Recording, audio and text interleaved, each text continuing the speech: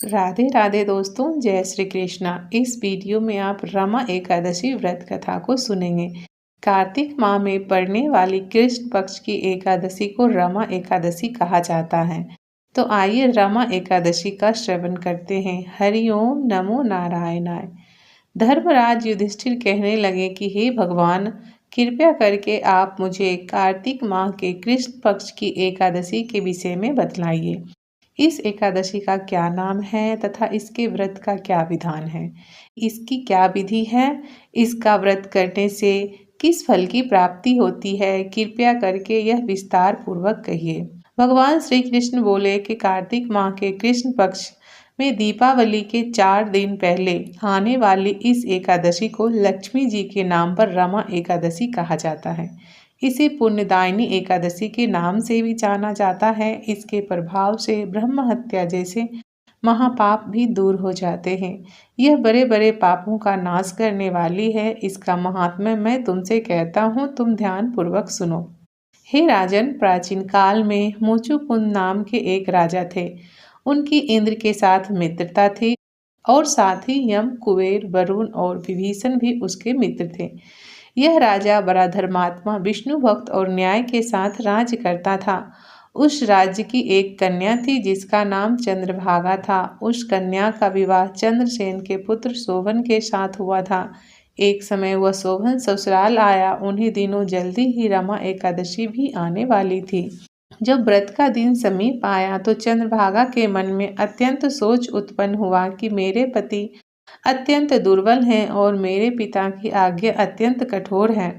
10वीं को राजा ने ढोल बजवाकर सारे राज्य में यह घोषणा करवा दी कि एकादशी को भोजन नहीं करना चाहिए। ढोल की घोषणा सुनते ही शोभन को अत्यंत चिंता हुई और अपनी पत्नी से कहा कि हे प्रिय, अब क्या करना चाहिए? मैं किसी प्रकार भी भूख सहन नहीं कर सकूंगा। ऐसा उपाय बतलाओ कि जिससे मेरे प्राण बच सके, अन्यथा मेरे प्राण तो अवश्य ही चले जाएंगे। चंद्रभागा कहने लगे कि हे स्वामी, मेरे पिता के राज में एकादशी के दिन कोई भी भोजन नहीं करता। हाथी, घोड़ा, ऊंट, बिल्ली, गौ आदि भी तृण, अन्न, जल आदि ग्रहण नहीं कर सकते। फिर मनुष्य तो क्या कहना। यदि आप भोजन करना चाहते हैं तो किसी दूसरे स्थान पर चले जाइए, क्योंकि यदि आप यहाँ रहना चाहते हैं तो आपको अवश्य व्रत करना पड़ेगा। ऐसा सुनकर शोभन कहने लगा कि हे प्रिय, मैं अवश्य ही व्रत करूँगा। जो भाग्य में होगा वह देखा जाएगा। इस प्रकार से विचार कर शोभन ने व्रत रख लिया और भूख व प्यास से अत्यंत पीड़ित होने लगा। जब सूर्य नारायण अस्त हो गए और रात्रि को जागरण का समय आया, जो वैष्णवों के लिए अत्यंत हर्ष देने वाला था, परंतु शोभन के लिए अत्यंत दुखदायी हुआ।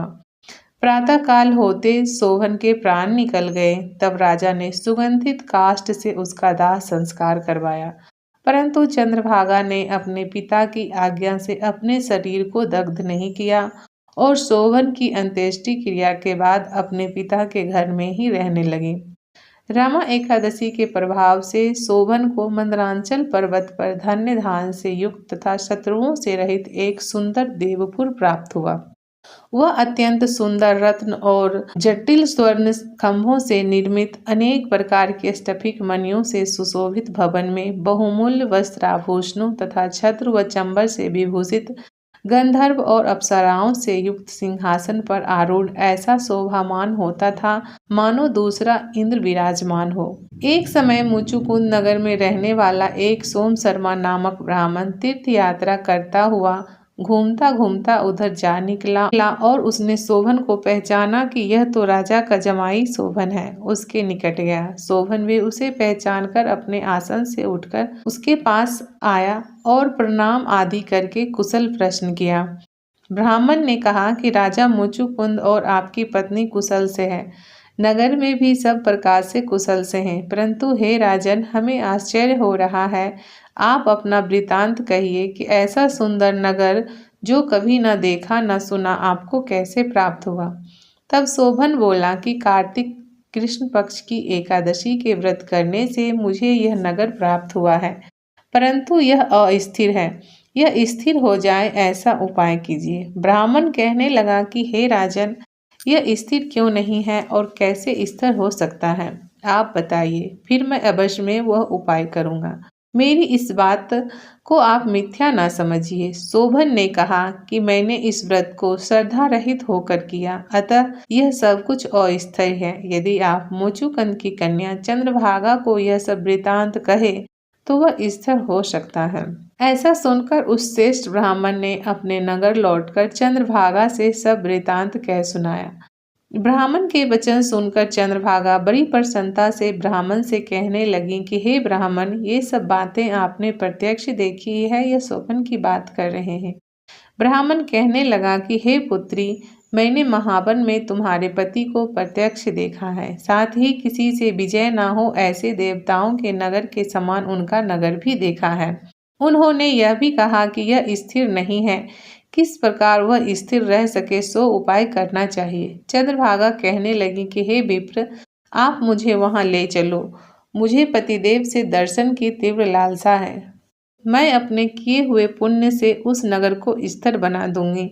आप ऐसा कार्य कीजिए जिससे उनका हमारा संयोग हो, क्योंकि वियोगी को मिला देना महापुण्य है।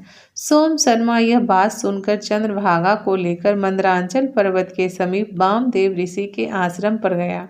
वामदेव जी ने सारी बात सुनकर वेद मंत्रों के उच्चारण से चंद्रभागा का अभिषेक कर दिया। तब ऋषि के मंत्र के प्रभाव और एकादशी के व्रत से चंद्रभागा का शरीर दिव्य हो गया और वह दिव्य गति को प्राप्त हुई। इसके बाद बड़ी प्रसन्नता के साथ अपने पति के निकट गई। अपनी प्रिय पत्नी को आते देखकर शोभन अति प्रसन्न हुआ और उसे बुलाकर अपनी बाईं तरफ बिठा लिया। चंद्रभागा कहने लगी कि हे प्राणनाथ, आप मेरे पुण्य को ग्रहण कीजिए। अपने पिता के घर जब मैं 8 वर्ष की थी तभी से विधि पूर्वक एकादशी के व्रत को श्रद्धा पूर्वक करती आ रही हूँ। इस पुण्य के प्रताप से आपका यह नगर स्थिर हो जाएगा तथा समस्त कर्मों से युक्त होकर प्रलय काल के अंत तक रहेगा। इस प्रकार चंद्रभागा ने दिव्य आभूषणों और वस्त्रों से सुसज्जित होकर अपने पति के साथ आनंद पूर्वक रहने लगी। इस प्रकार चंद्रभागा अपने दिव्य आभूषणों और वस्त्रों से सुसज्जित होकर अपने पति के साथ आनंद पूर्वक रहने लगी। हे राजन, यह मैंने रमा एकादशी का महात्म्य कहा है। जो मनुष्य इस व्रत को करते हैं उनके ब्रह्म हत्या आदि समस्त पाप नष्ट हो जाते हैं।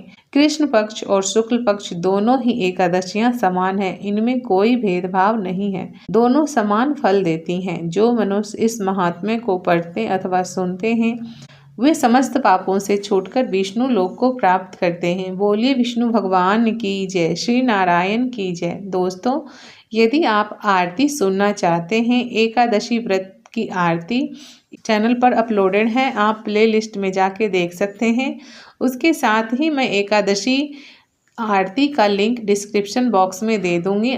आप वहां से एकादशी माता की आरती सुन सकते हैं और साथ ही गा भी सकते हैं। दोस्तों, इस दिन रमा एकादशी के दिन माता लक्ष्मी भगवान विष्णु की आरती करें, साथ ही एकादशी माता की भी आरती करना चाहिए। उम्मीद करती हूँ वीडियो आपको पसंद आई होगी।